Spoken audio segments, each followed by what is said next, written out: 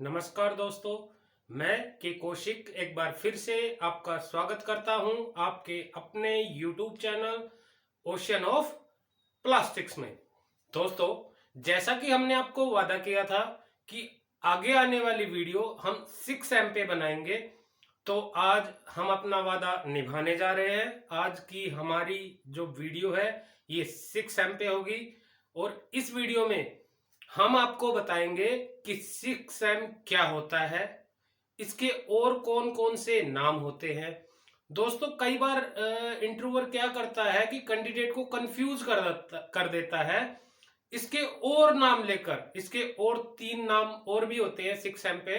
तो आज हम जानेंगे कि 6M को और किन किन नामों से जाना जाता है, और साथ ही हम आपको ये समझाएंगे कि 6M और 4M, जो कि हमने आपको पहले 4M की वीडियो में बताया था। जिन लोगों ने देख ली है वो 6M को आसानी से समझ जाएंगे, और जो लोग नहीं देख पाए हैं उनको 4M का लिंक डिस्क्रिप्शन में मिल जाएगा।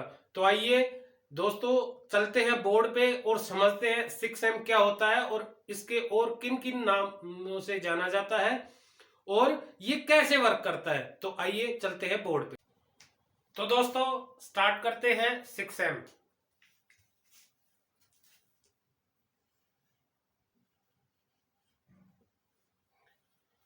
दोस्तों, 6M क्या होता है कि ये एक प्रॉब्लम को कैच करता है, एक प्रॉब्लम का पता लगाता है कि प्रॉब्लम कहाँ है, फिर उसका रूट काज एनालिसिस करके हम काउंटर मेजर तैयार करते हैं उस प्रॉब्लम का जड़ से सॉल्यूशन। तो हम किन फैक्टर्स पे बात करते हैं? ये मेंशन 6 फैक्टर्स होते हैं इंडस्ट्री के अंदर जिन पे काम करता है। तो सबसे पहले हम जानते हैं कि 6M होता क्या है। इसमें 6 एम्स होते हैं, 6 फैक्टर है जिन पे हम वर्क करेंगे प्रॉब्लम को। तो पहला है मैन, कंपनी में जो वर्कर मैन्स काम करते हैं वो। सेकंड है मशीन, तीसरा है मटेरियल, चौथा है मेथड,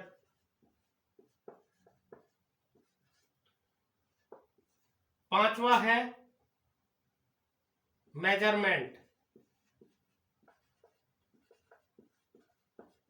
और 6 पे है मदर नेचर।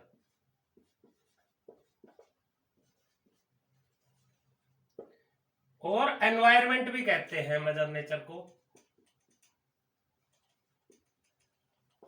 अब दोस्तों, ये 6M है जिन पे हम काम करेंगे।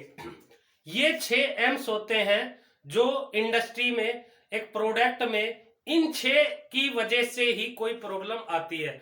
अब हम पता लगाएंगे कि इन 6 में से वो प्रोडक्ट में जो प्रॉब्लम आई है वो किस फैक्टर के कारण आई है। तो दोस्तों, ध्यान से समझ लेना है कि प्रॉब्लम को सोल्व नहीं करता है। सबसे पहले तो इंटरव्यूअर आपको कंफ्यूज कर देता है कि 6M के बारे में बताओ, क्या ये प्रॉब्लम को सोल्व करता है? नहीं, ये प्रॉब्लम को फाउंड करता है। सोल्व तो जब हम काउंटर मेजर करते हैं, कापा करते हैं, करेक्टिव एंड प्रिवेंटिव एक्शंस, उससे सॉल्यूशन निकलता है, उससे हम सॉल्यूशन देते हैं। लेकिन ये प्रॉब्लम को सोल्व कर देता है और ये बहुत सारे टूल्स में यूज किया जाता है। जैसे प्रॉब्लम को सोल्व करने के लिए हम कापा भरते हैं, करेक्टिव प्रिवेंटिव एक्शन जो हम आगे आपको बताएंगे, या 8D, कुछ OEMs 8 डिसिप्लिन रूल्स होते हैं उसमें भी हम इसका यूज करते हैं, एक्सेट्रा एक्सेट्रा। हम बहुत सारी जगह पर, तो एक इंपॉर्टेंट टूल है दोस्तों और ध्यान से इसको समझना है। अब दोस्तों, सेकेंडली इसके और बहुत सारे नाम हैं, तो इंटरव्यूअर आपको कंफ्यूज कर देता है दूसरा नाम लेकर। तो इसका सेकंड नेम क्या है? इसका सेकंड नेम है इस्कावा डायग्राम। इसे स्कावा डायग्राम के नाम से भी जाना जाता है। यदि इंटरव्यूअर आपसे पूछता है स्कावा डायग्राम के बारे में बताओ, तो भी 6M ही आपको बताना है, क्योंकि स्कावा एक जापानीज पर्सन था जिसने इस फॉर्मूले को, इस मेथड को बनाया था। तीसरा, थर्ड नेम क्या है इसका? Cause and effect diagram.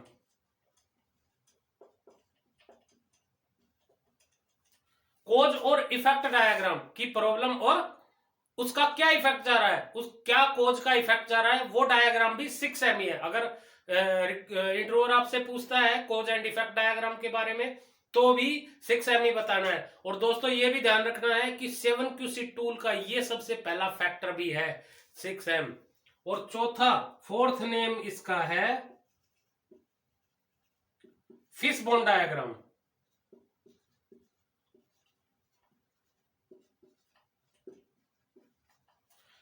इसे फिश बोन डायग्राम भी कहा जाता है क्योंकि दोस्तों ये फिश के आकार का, मछली के आकार का दिखाई देता है जब ये बनता है। अब हम आगे आपको समझाएंगे कि इसे कैसे बनाया जाता है, कैसे हम फैक्टर्स को फैक्टर उसमें लिखते हैं और प्रॉब्लम को फाउंड करते हैं। दोस्तों बहुत इंपॉर्टेंट टूल है और ध्यान से देखना है। उसके बाद हम आपको 4M के बारे में समझाएंगे और इन दोनों के डिफरेंस को बताएंगे। अब दोस्तों हम देखते हैं एक्चुअल फिगर 6M की कैसे बनती है और इसे कैसे बनाते हैं और हम डिफेक्ट कहां पे फाउंड करते हैं। तो दोस्तों 6M फिश के आकार का जो मैंने आपको बताया है बनाया जाता है इस तरीके से।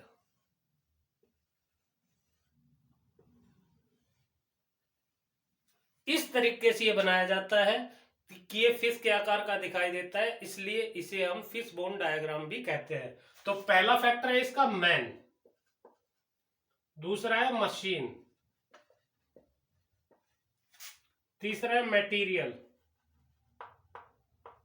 चौथा है मेथड, फिर पांचवा है मेजरमेंट और 6 है एनवायरमेंट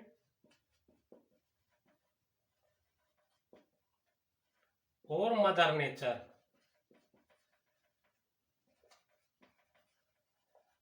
और अब यहां जो एक्स एक्स हमने डाला यहां पे डिफेक्ट निकलेगा कि वो डिफेक्ट किस कारण से आ रहा है। अब हम इन फैक्टर्स पे बात करेंगे कि इनमें क्या क्या हो सकता है। एक प्रोडक्ट में, एक इंडस्ट्री में ये सारे फैक्टर वर्क करते हैं और इनकी वजह से ही कोई प्रॉब्लम जनरेट होगी।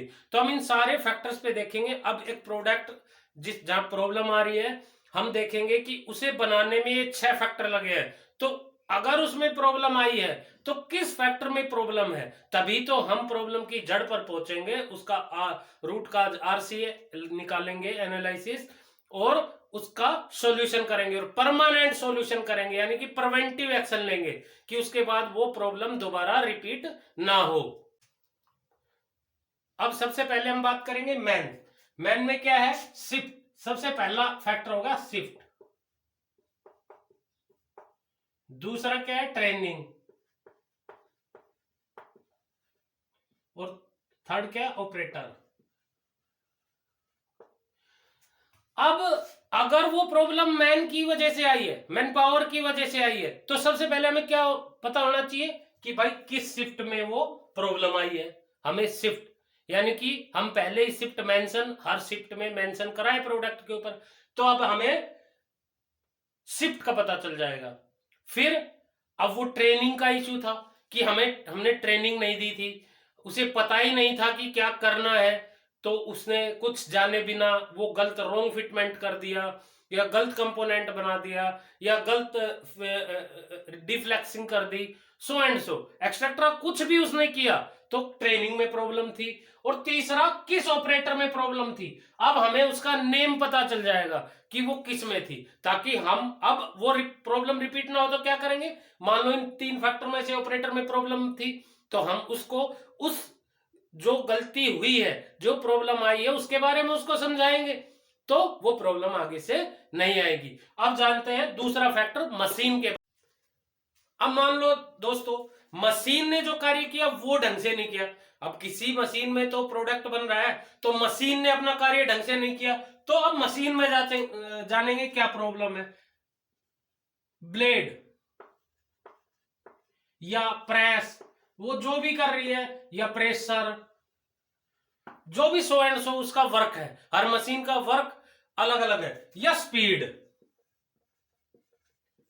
अब हमें मशीन में प्रॉब्लम को ढूंढना है दोस्तों कि उसकी ब्लेड में प्रॉब्लम थी, कुछ मशीनें ब्लेड से वर्किंग कर रही है, कटिंग कर रही है, तो उसकी ब्लेड में प्रॉब्लम थी, उसके कारण ऐसा हुआ। कुछ फिटमेंट प्रेस शॉप में कर रही है, प्रेस कर रही है, तो उसके दबाने में प्रॉब्लम थी, उसकी जिग में प्रॉब्लम थी। हम उसके मेन फैक्टर पे जाएंगे कि उसकी किस चीज में प्रॉब्लम थी मशीन में। Second, speed. जो हमने स्पीड मेंशन की हुई थी उससे ज्यादा स्पीड से चली थी या उससे कम स्पीड से चली थी, यानी कि फिटमेंट जो मशीन का प्रोसेस होना था वो प्रॉपरली नहीं हुआ, और मशीन का प्रॉपरली प्रोसेस नहीं हुआ तो रॉन्ग फिटमेंट होगा, मतलब मशीन ने कार्य ठीक से नहीं किया, तो जो कार्य उसका था वो प्रॉपरली नहीं हुआ और प्रॉब्लम आ जाएगी। तो दोस्तों इस तरीके से मान लो स्पीड में प्रॉब्लम थी तो हम स्पीड को प्रॉब्लम को मेजर करते हैं। फिर क्या स्पीड में प्रॉब्लम थी, हाई थी, इस तरीके से फैक्टर निकलते चले जाएंगे, हाई थी या लो थी। फिर मान लो उसने बताया लो थी तो लो पे चले जाएंगे, कितनी लो थी, मान लो 20% लो थी। अब इसका सॉल्यूशन हमें मिल गया कि 20% लो करते ही प्रॉब्लम का उत्पन्न होना स्टार्ट हो जाता है, प्रॉब्लम स्टार्ट आनी हो जाती है। तो अब हम इसका काउंटर मेजर्स तैयार कर सकते हैं, परमानेंटली एक्शन ले सकते हैं और एक वहां पे सीट लगा सकते हैं कि मशीन को इसी स्पीड पर चलाना है। और आइए आप जानते हैं तीसरे फैक्टर को, मटेरियल। अब मटेरियल पे हम आते हैं तो हम क्या करते हैं, अलॉय, लुब्रिकेंट या सप्लायर। अब जो हम मटेरियल यूज कर रहे हैं, अलॉयज, मान लो कोई प्लास्टिक दाना यूज कर रहे हैं, लुब्रिकेंट उसमें कुछ मिक्स कर रहे हैं, कुछ एक्स्ट्रा मिक्स कर रहे हैं, किसी भी चीज में बनाने से पहले कुछ लुब्रिकेंट में मिक्स कर रहे हैं तो उसमें दिक्कत हो रही है। या सप्लायर जो सप्लाई लेके आ रहा है उसमें दिक्कत आती है। अब मान लो लुब्रिकेंट में डस्ट आ रही है, इंडस्ट्री जहां वो बन रहा है वहां पे डस्ट जनरेट नहीं हो रही है लेकिन उसको लाने में डस्ट जनरेट हो रही है तो सप्लायर। मान लो मटेरियल डिले हो रहा है तो सप्लायर। मान लो लुब्रिकेंट में प्रॉब्लम है, बनने में प्रॉब्लम आ रही है, तो हम वहां के एंड पे उस प्रॉब्लम का हमें सॉल्यूशन मिल जाएगा। तो इस तरीके से हम मटेरियल में प्रॉब्लम देखेंगे। अगर मान लो श्रिंकेज आ रही है, सिल्वर आ रहा है, प्लास्टिक दाना है, अलॉयस है, कोई भी और इफेक्ट आ रहा है, क्रैक हो रहा है, बबल्स आ रहे हैं, तो मतलब हमारे दाने में अगर प्रॉब्लम है, अगर हमारा मशीन का इन दोनों का मेंस और मशीन का सॉल्यूशन बिल्कुल ठीक है, वर्किंग बिल्कुल प्रॉपरली कर रही है, कोई प्रॉब्लम नहीं है, तो अब मटेरियल में दिक्कत है तो मटेरियल को चेंज करेंगे। और मटेरियल अगर बन जाता है तो उस लुब्रिकेंट पे इंस्ट्रक्शन लगाएंगे कि ये लुब्रिकेंट, इस तरीके का लुब्रिकेंट हमें यूज नहीं करना है, इस तरीके का दाना, plastic material, so and so etcetera, जो भी मटेरियल है वो यूज नहीं करना है। अब चौथा, मेथड। अब मेथड पे डिस्कस करेंगे हम। अब दोस्तों हम मेथड पे डिस्कस करेंगे कि मेथड क्या है। तो मेथड में सबसे पहले एंगल, इंजीनियर, तो एंगल और इंजीनियर्स पे हम डिस्कस करेंगे कि प्रॉब्लम एक्चुअल कहां है। जो शिफ्ट को हैंडल कर रहा है वो एवरीथिंग प्रोवाइड नहीं कर पा रहा है, जो जनरेट उसे करना है वो नहीं कर पा रहा है, अपने कार्य को नहीं देख पा रहा है, जहां स्टॉपेज हो रहा है वो काउंट नहीं कर रखा है, कर पा रहा है, तो उसके इंजीनियरिंग प्रॉब्लम ये हो सकती है। मेथड में या प्रोसेस में कोई प्रॉब्लम आ रही है, प्रोसेस, जो मेथड की प्रॉब्लम है, प्रोसेस, जो एक रोबोट को चलना था, एक रोबोट मान लो ग्लू डिस्पेंसिंग कर रहा है, प्रॉपरली उसके डिस्पेंसिंग नहीं हो पा रही है, या एक प्रोडक्ट मूव कर रहा है स्टेशन टू स्टेशन फिटमेंट के लिए असेंबली में, वो प्रॉपरली फिटमेंट हो नहीं पा रहे हैं और लास्ट स्टेशन पे उसमें प्रॉब्लम जनरेट हो रही है, तो इन तीनों में भी हमें प्रॉब्लम्स मिल जाएगी। जो उसके मेथड में प्रॉब्लम है हम प्रॉब्लम का काउंट कर सकते हैं। आइए अब जानते हैं मेजरमेंट पर। अब दोस्तों मेजरमेंट के बारे में सीखते हैं। मेजरमेंट में सबसे पहले कैलिब्रेशन, सेकंड है इसका माइक्रोस्कोप,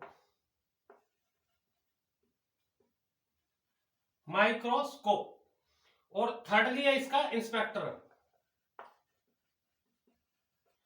अब दोस्तों कैलिब्रेशन, कैलिब्रेशन को हमें समझना है, कैलिब्रेशन होती क्या है। कैलिब्रेशन का मतलब है कि जो हम इंडस्ट्री के अंदर टूल्स, माइक्रोमीटर, जो भी हमारे vernier caliper, depth gauge, length gauge, जितने गेजेस होते हैं, radius gauge, volumetric, length gauge, वो सब हम किसी इंडस्ट्री से कैलिब्रेट कराते हैं, यानी कि उनका संतुलन कराते हैं। कैलिब्रेशन का मतलब है संतुलित कराते हैं कि वो एक्चुअल काउंट बताते हैं, यानी कि मान लो 1 kg का बाट दुकान में होता है, जिसे हम 1 kg वेट के लिए यूज करते हैं, आपने देखा होगा सब्जी मंडी में या बहुत सारी जगह पे।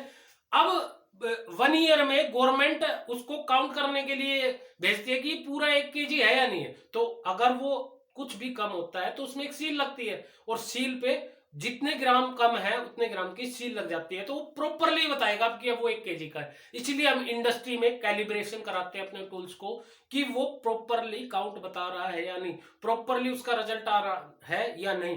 तो प्रॉपरली जब रिजल्ट आ रहा है तो उसकी काउंट में भी प्रॉब्लम है। तो हमने जो कैलिब्रेशन कराई थी, अब हमें पता चल जाएगा कि भाई टूल की वजह से वो पार्ट फिटमेंट नहीं हो रहा है, जहां पे फिटमेंट होना था उसका गेज में प्रॉब्लम है। तो हमने जो टूल लगाए थे वही प्रॉपर नहीं है, हमने जो कैलिब्रेशन कराया था वो सही नहीं बता रहा है। हमने तो सही करके दिया था लेकिन वो सही काउंट हुआ नहीं, सही उसने बताया नहीं। तो हमें पता चल जाएगा भाई कैलिब्रेशन में प्रॉब्लम है, माइक्रोस्कोप में प्रॉब्लम है, या इन दोनों में प्रॉब्लम नहीं है, फिर भी प्रॉब्लम आगे कैच हो जाती है, आगे चली जाती है, कस्टमर एंड पर चली जाती है। तो क्या हुआ, इंस्पेक्टर ने अपना काम ढंग से नहीं किया।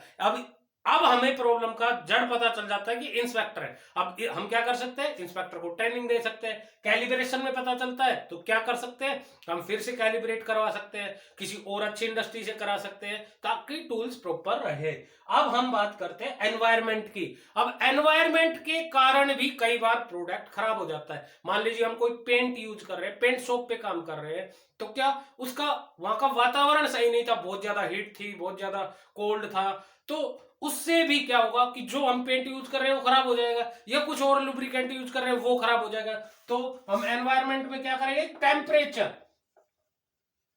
टेम्परेचर और दूसरा ह्यूमिडिटी।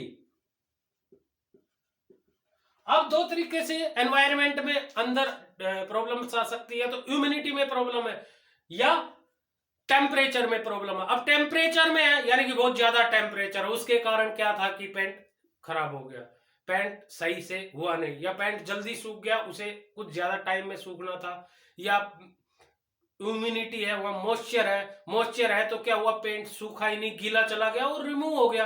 तो प्रॉब्लम की जड़ को यहाँ पे पता चल जाएगा कि हमें प्रॉब्लम कहां पे है और हम उसका सॉल्यूशन ढूंढ लेंगे। अब यहाँ पे डिफेक्ट आ जाएगा कि हमारा डिफेक्ट कहां पे फाउंड होता है। अब इन फैक्टर में से मान लो हमारा डिफेक्ट कहां फाउंड हुआ कि ऑपरेटर में फाउंड हुआ, तो यहाँ पे निकल के आ जाएगा ऑपरेटर। अब ऑपरेटर में डिफेक्ट फाउंड हुआ है, हम उसका सॉल्यूशन करना स्टार्ट कर देंगे। मान लो लुब्रिकेंट में हुआ है, हम लुब्रिकेंट का सॉल्यूशन करना स्टार्ट कर देंगे। मान लो टेम्परेचर में, हम टेम्परेचर पे वर्क करना स्टार्ट कर देंगे। और एक जनरली प्रॉब्लम जहां से जनरेट हुई है हमें एक निचोड़ मिल जाएगा। अब बात करते हैं 6M की। दोस्तों 6M प्रॉब्लम के इन फैक्टरों पे काम करके प्रॉब्लम को फाउंड करता है, प्रॉब्लम को ढूंढता है। लेकिन हमने जो 4M चेन सीट की कुछ प्रॉब्लम आई है वो किस कारण से आई है, 4M में किस कारण से आई है, दोस्तों माइनर सा डिफेक्ट है, उस कारण को मेंशन करना है विद प्रूफ, जो हमने आपको बताया था 4M के पेज पे, 4M की वीडियो में। दोस्तों ज्यादा समझने के लिए नीचे डिस्क्रिप्शन में इसका लिंक दिया होगा 4M का, वो वीडियो आप देख सकते हैं। मैं आशा करता हूं 6M पे जो मैंने समझाया आपको समझ में आया होगा। दोस्तों ये एक एजुकेशन चैनल है और मुझे आपके सपोर्ट की बहुत ज्यादा आवश्यकता है, तो कृपया देखिए भी वीडियो को, लाइक भी कीजिए और सब्सक्राइब करना ना भूलें। बेल आइकन को जरूर दबाएं ताकि आने वाली वीडियो के नोटिफिकेशन आपको पहले ही मिल सके। आज के लिए बस इतना ही, नमस्कार।